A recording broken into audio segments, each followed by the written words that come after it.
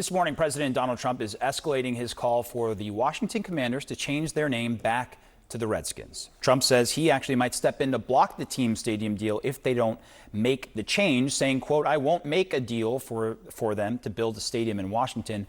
The team would be much more valuable and the deal would be much more exciting for everyone." It's unclear exactly what the president could do to follow through on this threat. The Commanders made the deal with D.C. Mayor Muriel Bowser. CNN contributor Carrie Champion joins us now to discuss this and more. So, Carrie, over in the NFL, President Trump obviously making those threats there.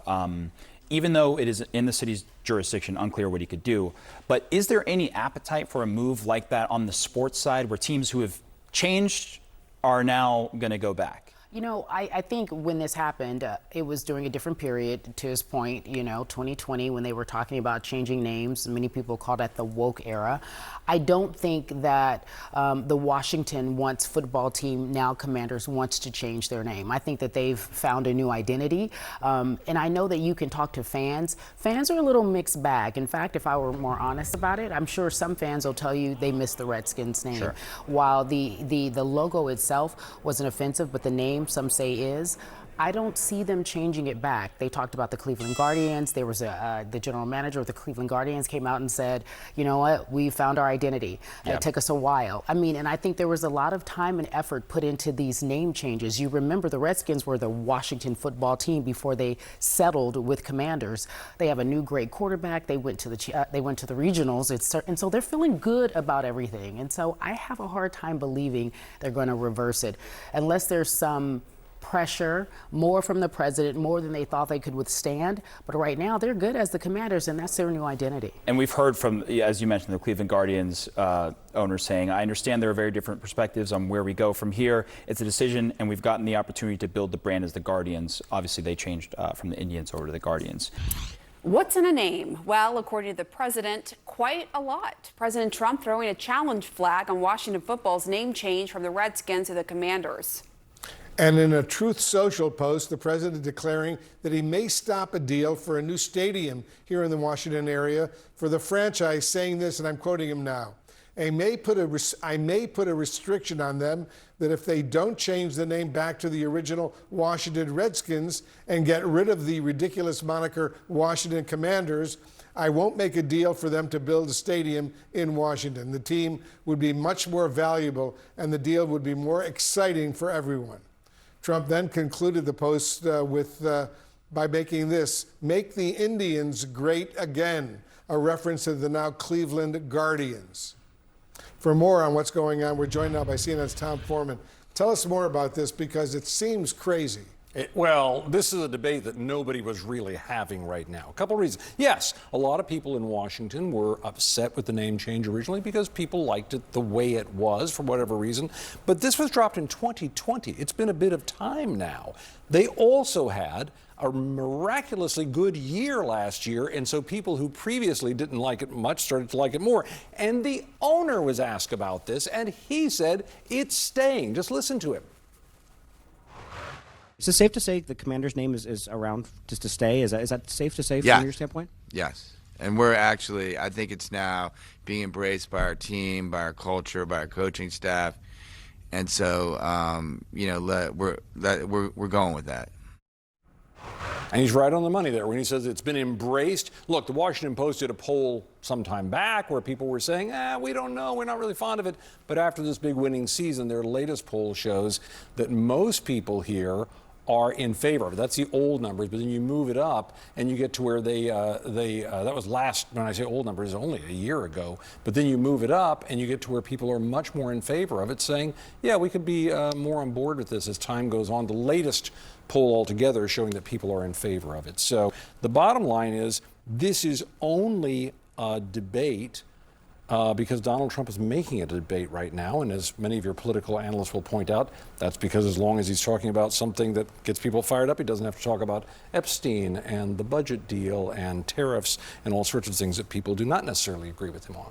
And he doesn't like the name the Cleveland Guardians. No. They used to be the Cleveland Indians. He wants it to go back to the Indians as well. He's getting involved in names of football teams. Yeah, and yet he wants Denali to go back to Mount McKinley, that sort of thing. So it's a lot. All right, Tom Foreman, thank you. And baseball teams, too. Baseball I think I was going to say. Yeah. President Trump is pressuring the NFL's Washington Commanders to change their name back to what, of course, was long considered a deeply offensive, racist name. And if the team doesn't agree, the president is now threatening to restrict their deal to build a new stadium in D.C. It's unclear how exactly he would do that. I wouldn't have changed the name, but that's there. It just doesn't have the same. It doesn't have the same ring to me. But winning can make everything sound good. So if they win, all of a sudden the Commanders sounds good. But I wouldn't have changed the name. So there's that, too. Meantime, the president also taking issue with baseball's Cleveland Guardians. He wants that team to restore its former name, which is also seen as racist, posting on Truth Social in part, quote, "Our great Indian people in massive numbers want this to happen. Their heritage and prestige is systematically being taken away from them." The group chat is back. Sarah, you're up first on this one. I mean, there are real questions, legal questions, right, about whether Donald Trump would have the authority to even get involved here when it comes to the stadium. But it speaks to perhaps a larger practice that we see from the president, which is putting these threats out there. And really, I think, which speaks to just how broad he believes his authority is in this country. Correct. This is not something that he has authority over. I think that the Commanders would have a very strong First Amendment argument here, especially given that this is like a D.C. City Council decision. They're the ones that have to figure out whether or not the stadium gets approved, regardless of the name. It has nothing to do with the federal government. But I think about what has happened between the AP and the president.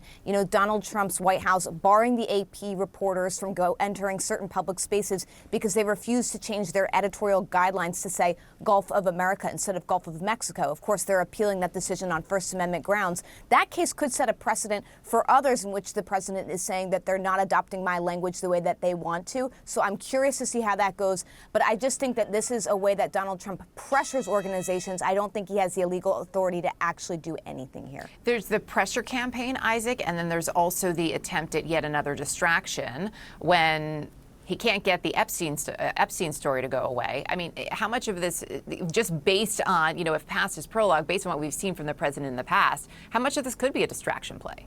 I mean, look, with Donald Trump, everything is a distraction from a distraction from a distraction. But I do think that you hit on the important point here, which is that it's not so much about this particular issue of whether he can change the name of the football team or whether, but it is the larger approach that we see from the president, even in other things we've been talking about this hour, whether Harvard should operate in the way that it is operated, whether the Epstein files should be released. Donald Trump sees his job as president as whatever he wants people to talk about, that's what they talk about. Whatever he doesn't want them to talk about, they don't talk about it. Whatever he wants them to do, he says they should do. And he will use every element that he can of either the bully pulpit pressure campaign or legal action or administrative action to try to force that to happen. And that is what's going on here throughout, not just on the football stuff. Michael, there's also an amount of whitewashing happening here, right, which speaks to the push against DEI, but also the push against just recognizing the reality of this country and what it actually looks like and what the actual makeup is. But look, this is the superpower of Donald Trump, which is he takes advantage of things in which maybe there should be nuance, or certainly maybe more nuance on these kinds of questions. I think, whether it's Redskins and the hate behind that term, Indians, I think a lot of that was based on the logo and the mascot. Those things are pretty much settled, and the fan bases are pretty settled on those questions too. But there is some nuance, Are you going to start taking away college mascots that are named after Native American tribes, in which there are good relationships? For instance, the Florida State Seminoles. Mm-hmm. I mean, that's where Donald Trump's able to kind of throw out these things and set the conversation to his own terms. This really has nothing to do with what the president does or can do or has any authority to do, but it is kind of what Donald Trump envisions himself as kind of the agenda setter for the country. And again, I feel like I'm sort of playing into his game here by even having this conversation. But this is where we are, and this is really what he's a master at. We should try to avoid playing into that game as much as possible, but here we are. Here we are.